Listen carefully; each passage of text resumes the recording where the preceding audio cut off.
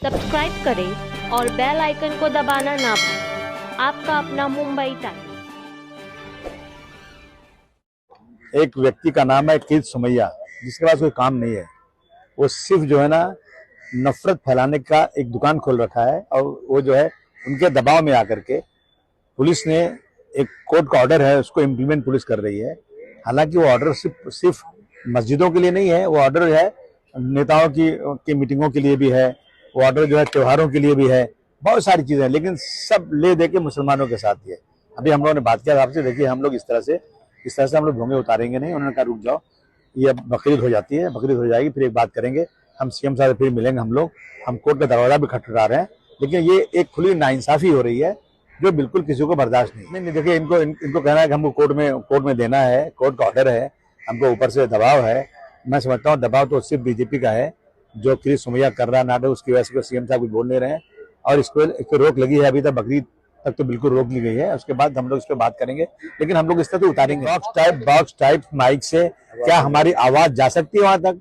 अगर जहां तक हम मैसेज देना चाहते हैं अजान का, अगर बॉक्स टाइप में जाए तो हमें कोई एतराज नहीं है, लेकिन उससे आवाज जाएगी नहीं तो हम कैसे अपनी बात पहुंचाएंगे? और ये सिर्फ मस्जिदों के लिए क्यों है? ये तो जहां जहां लाउड स्पीकर इस देश में इस्तेमाल किया जाता है वहां, और ये मुंबई भारतवर्ष नहीं है, भारतवर्ष बहुत बड़ा है, ये मुंबई में क्यों इस तरह चीजें शुरू हो गई? ये भी सीएम साहब को सोचना है। के पुजारियों को कोई वजह नहीं होती, बगैर कुछ काम धंधा उनके पास नहीं है, उनको लाइमलाइट में रहना है, इन सांप्रदायिक लोगों के बीच में अपना नाम उजागर करना है, और कोई वजह पुलिस कार्रवाई जो कर रही है तो एक तरफा क्यों कर रही है? सिर्फ मस्जिदों में भोंगा लगा हुआ है क्या? वहां जब कीर्त सुमैया जाते हैं और किसी चीज का नाम उन्होंने लिया क्या कि भोंगे कहाँ लगते हैं? ओनली मस्जिद का भोंगा, मस्जिद का भोंगा।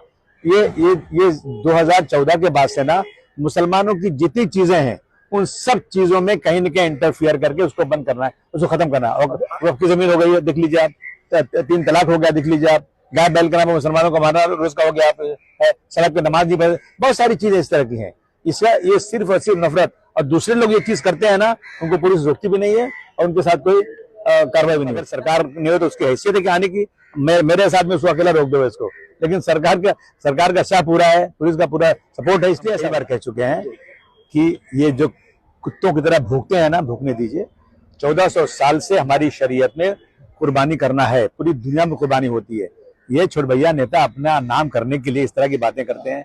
बस मैं इनका जवाब क्या दूं? इनको चिल्लाने दीजिए, कोई माई का लाट कुर्बानी कभी रोक नहीं सकता। कुर्बानी होगी देश में, हमेशा होती है, और ये लोग खुद भी है ना चढ़ाते हैं ना मंदिरों पे, कुर्बानी करते हैं। और अगर इनको लगता है कि जीव हत्या हो रही है तो देश से कई हजार टन हर साल हर महीने नॉन मुस्लिम लोग भेज रहे हैं, एक्सपोर्ट कर रहे हैं, वहां जीव हत्या नहीं हो रही है? रोज बदलते रहता है बयान, बदलते रहे। ये खड़े होकर हाउस में कहेंगे कि बाबरी मस्जिद को शहीद करने वालों को सल्यूट करता हूं, तो समाजवादी पार्टी कैसे उनके साथ हो?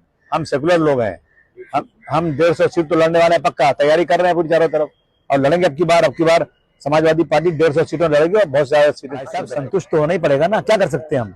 अगर सरकार ने कुछ चीज तय कर लिया है तो हम संतुष्ट ही हैं। उन्होंने अच्छी तरह से बात किया, उन्होंने कहा कि जबरदस्ती कोई पुलिस उतारने नहीं जाएगी, आप खुद उतारिए उसको, और बकरीद तक कोई मत उतारिए, आप लोग इस पर डिस्कस और कर लीजिए, हम बात करेंगे। लॉ एंड ऑर्डर खराब नहीं होना चाहिए, और हम इसमें जो भी हो सकता है हम आपको मदद करेंगे, ये उन्होंने कहा। हमारी बकरीद आती है तो साला लॉ एंड ऑर्डर खराब हो जाता है, दुनिया का ये बाहर हो जाता है। ये सब जो है नौटंकी है, नौटंकी। खाली सांप्रदायिक लोग मेजॉरिटी को खुश करने के लिए एक ऐसा इशू मिल गया, आप सड़क बनाओ मत बनाओ, आप रोजी रोटी इसकी जो है इकोनॉमी बर्बाद कर दो, मुसलमानों को गाली दो। ऐसा है कि अगर सोसाइटी एनओसी देती है तो म्युनिसिपैलिटी को परमिशन देना जरूरी है, बकरे वहां काट सकते हैं।